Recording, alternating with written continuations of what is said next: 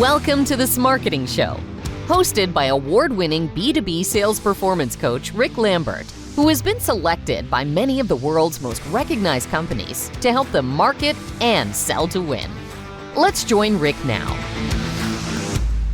Hello, welcome to season 3 of the Smarketing Show. We're going to kick it off strong with an awesome guest, Chelsey Bode. And after that intro, you would expect something pretty good, I would think. You know, I've watched Chelsey on LinkedIn for a long time. Think she does an awesome job as the president of Pearson Kelly, a full-service business technology provider based out of Springfield and Joplin. Chelsey, your company just won one of the best places to work, I think top 5 voted. So congratulations on your award.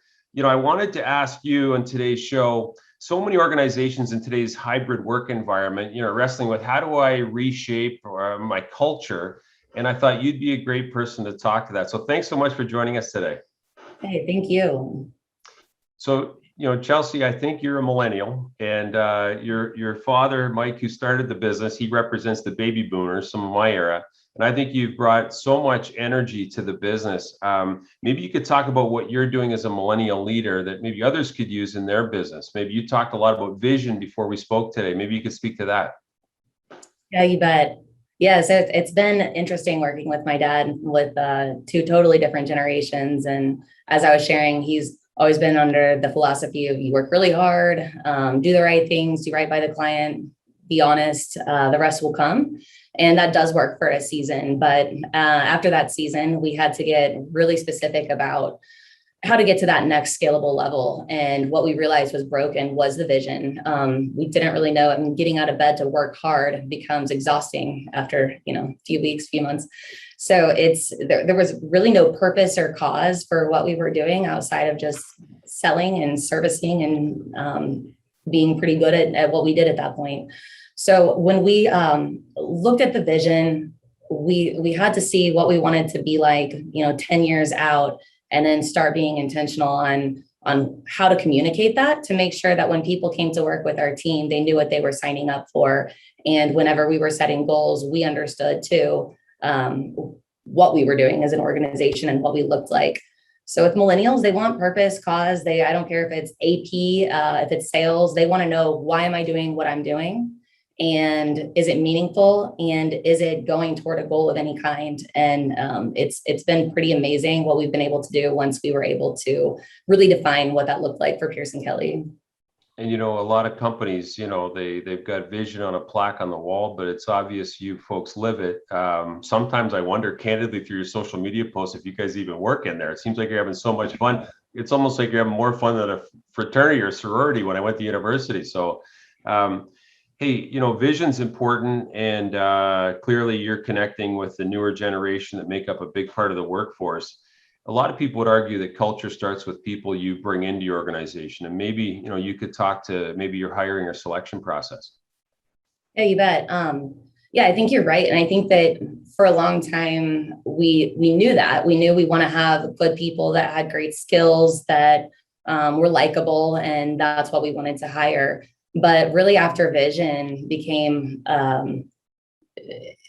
there was a little void, if you will, on what good looked like. So just because someone's nice and has the skills and they're friendly and can do the job didn't necessarily mean they were the ones cut out to carry out the vision. And so identifying our 5 core values really gave us some good clarity on what we defined as like-minded people.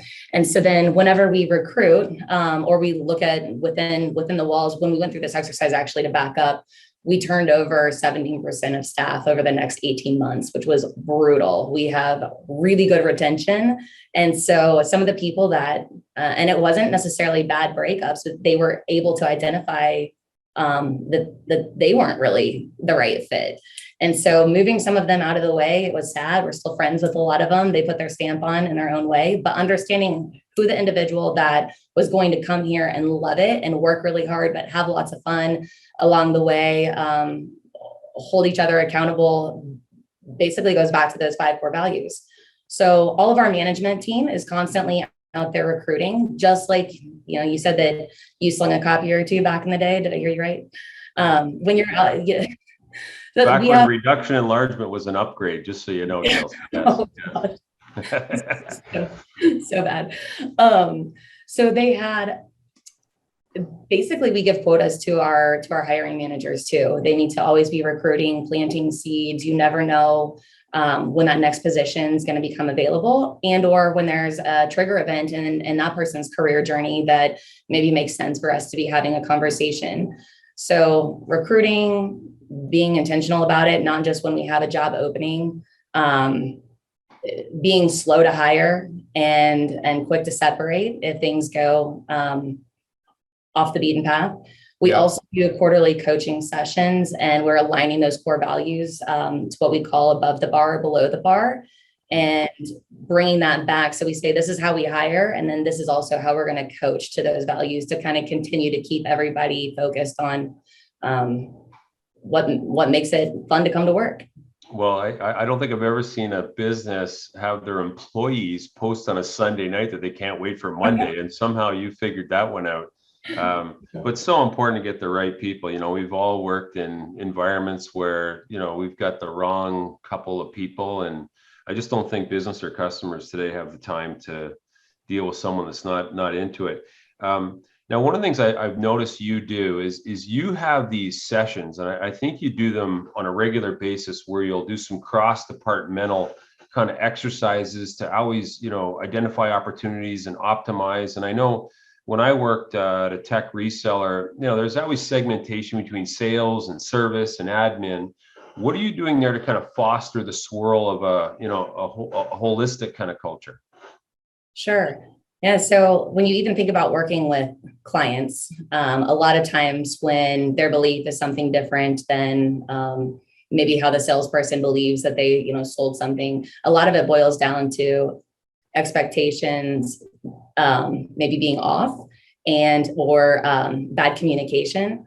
And so we felt like we had done a pretty good job of being able to set good expectations, or, you know, this is your belief, Mr. Customer, this is our belief. How do we move, you know, to the next step?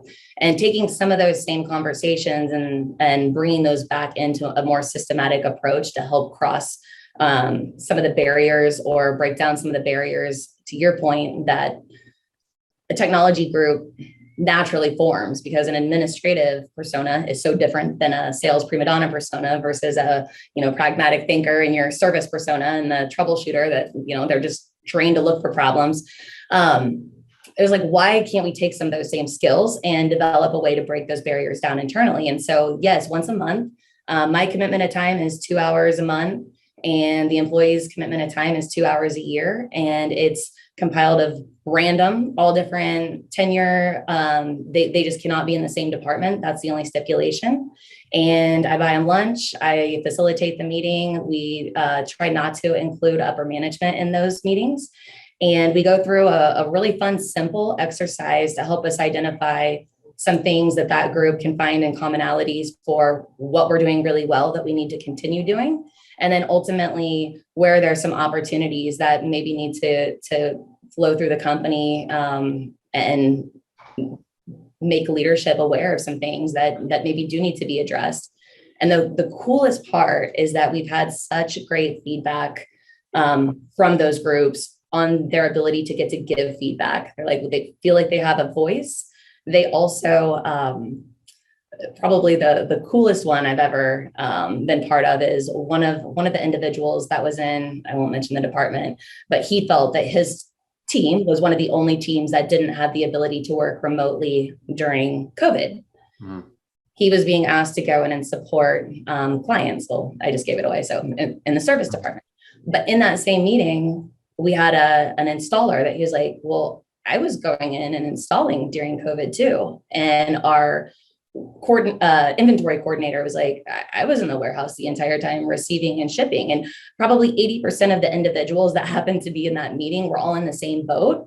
And so just to give an example, it really started to allow some dialogue that I think we lose sight of. And it's been cool. And it's really, I thought I didn't have time for it. And every single month, there's no way that that's not probably the 2 most important hours of my month. Well, you know, you mentioned cross-departmental. I just think it's talked about, but seldom not done. I love the way you're taking a random mix of tenure. I remember I was at a conference one time and a gentleman told this story about there was a guy that worked at Chrysler, one of the automotive manufacturers. And the day the man retired, he turned to his superior and he said, you guys paid me 38 years for what I did with my hands on the line, but not once did you ask me for my ideas. And, as a leader, Chelsey, you are president of your company. Even myself, I don't know sometimes if the information I'm getting is filtered or real, and the more real we can be. The other thing I think you guys do really well is you got the best t-shirts. Check, this other one that says, my boss thinks I'm kind of a big deal if we can show these t-shirts, guys. I think these are awesome. Now, Chelsey, you talk a little bit about recognition and what you folks are doing at Pearson Kelly. Sure. We've got a lot of competitive personalities over here in Missouri. So we do like to play that up. The t-shirts have been fun. We use the one that's the Tech Yeah shirt as kind of a bragging right. So in all of our quarterly meetings, to just reinforce those core values that are so important to us, we come up with little examples of one employee that exemplifies that particular core value and why over the past 90 days. And so if they're called out or recognized, then they get that shirt. And we have a pretty, we call it business casual smart. So depending on your day and what you have going on, we're pretty lax on our attire. So, but any of the Pearson Kelly swag, they get to wear any day of the week. And so it's a pretty big deal to get one of those t-shirts.